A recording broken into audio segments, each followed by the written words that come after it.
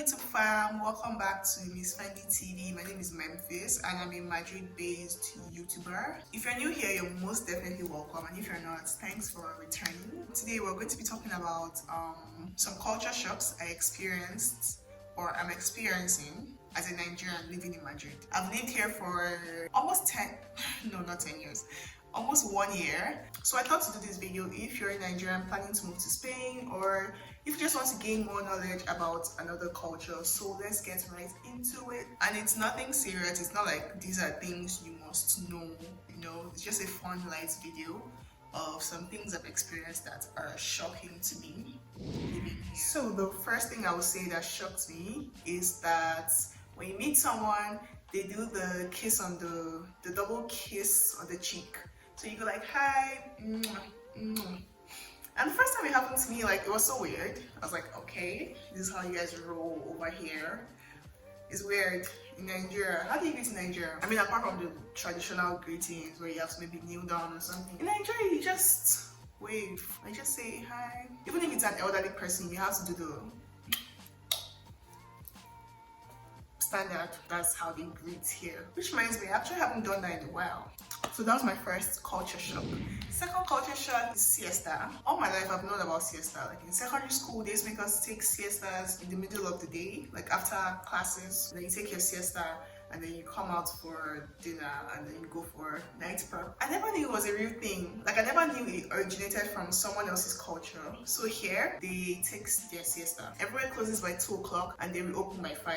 I'm talking stores, offices, the bank. The bank closes by 2 and does not reopen. Like that's it. Barbers, salon, anywhere you can think of closes by 2, except restaurants. Some restaurants close, but then they close by 3 because obviously people close by 2 and then maybe go to have lunch by that time. Some restaurants close by 3, but not all. And here they reopen by 5 and go on with their work day and close by 7 or 8 depending on where you work. Another culture shock I experienced is that they take their summer holidays so serious. They don't play with it. Everyone takes their 1 month, I don't know if it's a leave or if it's just a summer break. I don't know how they do it, but everybody goes on holiday during the summer. I think August, because it gets really hot in Spain. It was like 41, 42 degrees last year. Madrid was empty. They were going to like different parts of Spain. Oh, and I forgot to mention, in this video, I'm going to be talking about Madrid because I live in Madrid, but then there are other cities in Spain. So yeah, Madrid was empty during the summer, and if you go to an office and let's say there were meant to be 7 people working in that office, you only find 1 or 2. That's it. Like, I like to believe that these people are very lazy. I compare them to Nigeria. You know, Nigerians don't like to work. Nigerians don't like stress. Spanish people are like that too. The only difference between Nigeria and Spain is that Spain is a developed country. I'm serious. They are very lackadaisical towards work. Like when you go to an office, nobody's rushing. Nobody's hurrying to attend to you. Nope. Everybody's taking their sweet time. I like it. I like the culture here. The next thing I noticed, this one is pretty controversial because everyone says, oh, they party so hard in Spain. I don't think so. I'm a Nigerian and I party hard, and I came here and I was expecting to party harder, but not really. I think I've done a lot of partying to know that they don't really party that much here.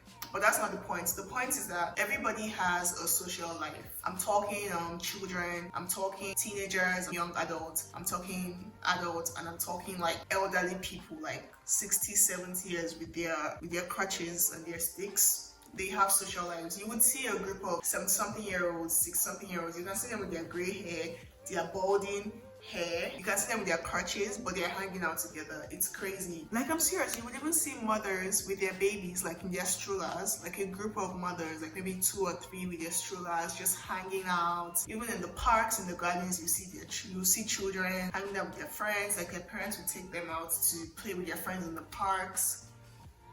Everybody's always out doing something, and it's cool. I like it. Which brings me to my next point. There are so many parks and gardens here. Like where I live, we have nothing less than 10 parks. Like this is my house. You walk down the road like 200 meters, there's a park just down there. And then you go this other way, like maybe some 400, 500 meters, there's another park there. They have parks and gardens everywhere. Like, and in those gardens, in those parks, they have swings and then slides for children to play.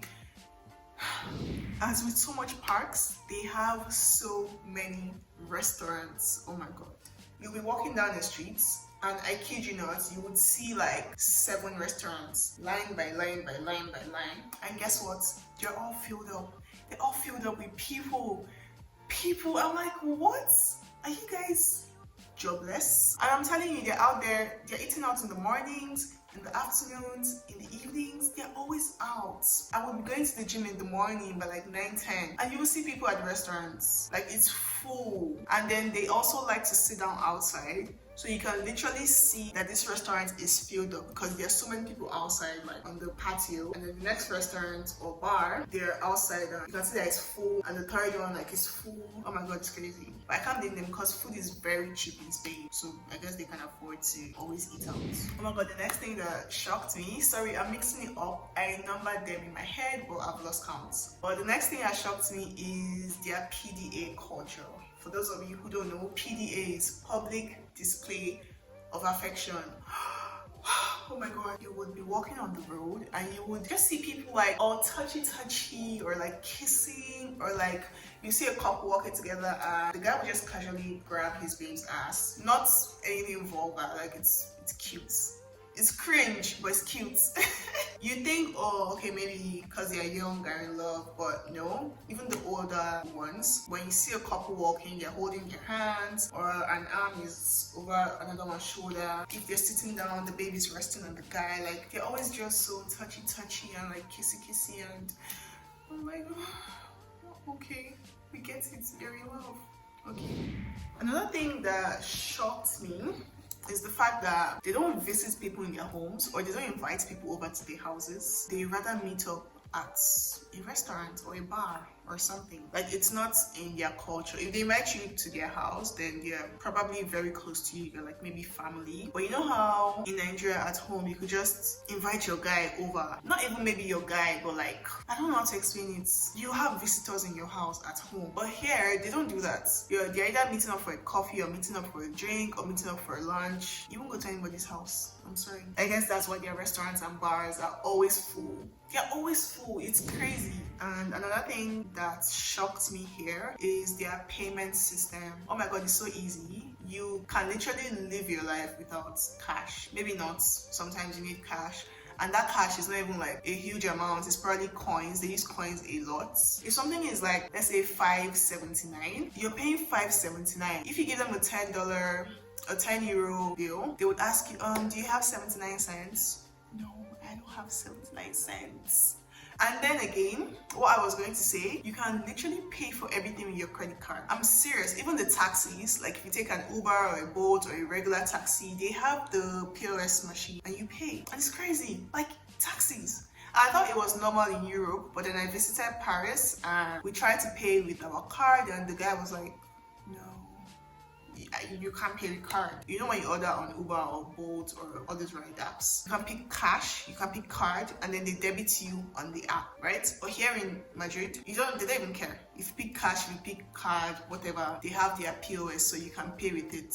That one shocked me. Like, it really shocked me. Something else that shocked me is the time they eat. So on breakfast, yeah, you can do breakfast, whatever. But then lunch is by 2 o'clock. That's fine. Dinner is late. We do dinner like 10, 11, and it's normal. Like, I know in Nigeria we don't really have like breakfast, lunch, and dinner time, but I feel like everybody, once you say dinner in Nigeria, you're talking like 7, 8 o'clock, but here dinner is 9 o'clock, 10 o'clock, 11 o'clock. Seriously, it's crazy. And then something else that really shocked me that I really love is their tapas culture. So tapas is, I don't really know the exact definition, but tapas is when you go to a bar and you order a drink and you get these little snacks that come with the drink, and you can like eat while you're having a drink. So if you like coffee, you will get tapas, but if you order like a Coke or a beer or a cocktail, you'll get tapas. It's so crazy that I went out to have breakfast one time, and then we just had like churros and cafe or whatever, which was cool. And then we were waiting for someone to come meet us, and we decided to order a glass of wine. And when I tell you that the tapas that came with this glass of wine was larger than our breakfast options. And we're like, what? So let's say the breakfast option costs like €5 per person, and then the glass of wine costs like 3.5 euros. The tapas was a whole ass meal. You don't get tapas like that all the time though. Sometimes it's just chips or something light. Sometimes it's something substantial. I love it. Yeah, we've come to this video. I'm keeping it light and short as per usual. This is my new vlogging style, light and short. I hope you guys enjoyed this video. If you did, please subscribe to my channel and give this video a thumbs up. It looks like this, not this, like this. And leave a comment on anything that shocked you. And yeah, see you in my next video. Bye.